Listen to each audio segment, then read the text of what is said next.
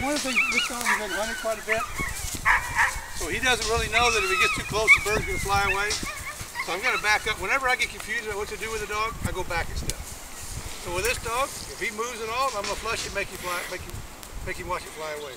Go grab the end of that rope, Doug, so he doesn't chase it. If he chases it, I'm not worried about him getting a little flip. It won't hurt him a bit. I'm going to try to provide an incentive for him. Watch out it's not underneath him because it tore him up the last time. You know what? You're going to lift him in the leg.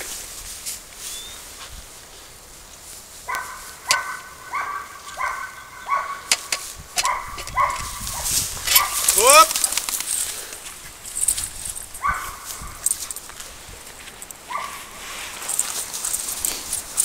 We'll take him over here to number 1, doesn't it? See what he's doing?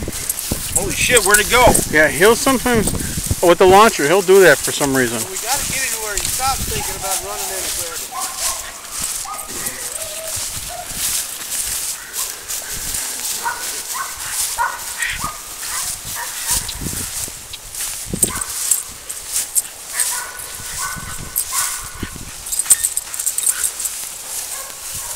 Wait, it's underneath him.